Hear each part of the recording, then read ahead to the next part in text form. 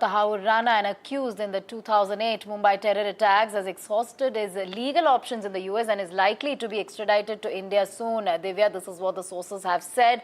Multi-agency team from India coordinating with authorities in the US, and necessary paperwork and legal formalities are being completed. Of course, he is among the most high-profile criminals who will be tried in Indian courts, Divya. That's right. This really comes after the US Supreme Court rejected Rana's petition requesting a stay on his extradition to India. The application for the stay addressed to the Justice Department and referred to the court has been denied, and that's what the Supreme Court order went on to say on Monday. And now to know more on this, we have Aishwarya. Aishwarya, all legal options are shut and closed down as far as Tahawwur Rana is concerned, which basically means he's inching closer to coming back to India. So his extradition process is about to begin. How soon can we expect that to start happening? Well, just few days left now as far as Tahawwur Rana's extradition is concerned, because the top sources have indicated to us that a multi-level team from India had reached out to the American authorities. They are in direct touch with them as far as the final formalities are concerned. The paperwork is concerned for the extradition of Tahawwur Rana. And very soon we can see Tahawwur Rana facing the heat from the Indian legal system in India. Remember, it was US President Donald Trump who stated that Tahawwur Rana will be sent back to India. And after multiple pleas and petitions that he filed in the US top court, that got rejected. The the entire option for Tahawwur Rana was closed down in the United States, and finally he will be brought back to India. And certainly we have been told that he would be first be presented in front of the judge at the NIA court, and then he would be sent to a judicial custody from further on till the case does not complete. But remember, in those petitions in the United States where Tahawwur Rana filed so that his extradition could be stopped, it was Tahawwur Rana who stated in multiple petitions that on humanitarian grounds and also he would be tortured in India. These were several of the things that he said in his plea in the United States, but ultimately it got rejected, just not once, twice, but multiple times. And finally, after that, the Indian authorities, in a very fast-tracked and a very fast-paced way, reached out to the American authorities so that they could not face any further hurdle in extraditing Tahawwur Rana. A special plane with a special team from the Indian side will be sent to the United States with a heavy security, will be brought back to India, and finally he would face the heat. Absolutely, Aishwarya. Of course, he will be tried in Indian courts. Remains to be seen when that will start, when the trial will start. And as you've been pointing out, he is an important link as far as 2611 case is concerned, a co-conspirator, a high-profile criminal who will be tried in Indian courts. Take us through the significance of his extradition and what is the kind of information Indian government, Indian agencies really plan to extract from him. Of course, this is a closure as far as 2611 victims are concerned, but more importantly, how significant is his extradition in order to understand more on the larger terror networks? Well, Radhika, as far as Tahawwur Rana is concerned, he was the mastermind behind the entire attacks that were planned in Mumbai, and he was the one who supported the logistical arrangement for the terrorists who conducted those attacks. He was the one who was in touch with the mastermind sitting in Pakistan as well.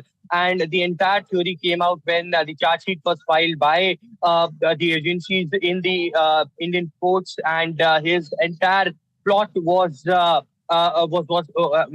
entire plot came out in open that he was the one who also did a recce and visited Mumbai as well. So the victims since then was asking for justice in from the Indian courts to bring back Tahawwur Rana from the United States, and that's what certainly is something that many were thinking. When would Tahawwur Rana come back to India? But it is the legal process. The paperwork needs to be completed, the formalities needs to be done, and Indian authorities were in direct touch with the United States, and that's the bonhomie that we saw between the Prime Minister of India, Narendra Modi, while visiting to the United States, and President over there, Donald Trump, very confidently stating that Tahawwur Rana will be sent back to India very, very soon, and he would be facing the legal system in India as well. So clearly, soon after that, petitions that were rejected in the United States courts, it was Indian authorities who jumped into action, and they do not want to let any stone unturned. They do not want to delay this process, and therefore the reason perhaps all the paperwork were already done in the United States. We have been told by our top sources before the team reached to the United States, they were in touch with the American authorities so that as soon as they reach to the American soil, they could just finish it up and they can bring Tahawwur Rana to the Indian soil and can present him before the judge at the NIA. Right, and of course, will he be brought to the national capital? Will he be brought to Mumbai? All those questions will be answered, of course, once the extradition process is completed. But you did mention Donald Trump and the role that he really played in all this. Let's go across to our colleague Vishal. Of course, Vishal, it was Donald Trump who said that this is a case where Tahawwur Rana will have to go back to India to face justice. Take us through the testimony that nailed Tahawwur Rana, and how have we reached as close as we have now, because it's just days from now before Tahawwur Rana will be brought to India to face justice and to face, get a sense of closure when it comes to the victims of 26/11 and, really help people heal from this.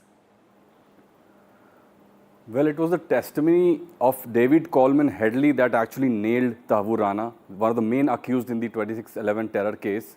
So what happened was that on October 3, 2009, David Coleman Headley was arrested.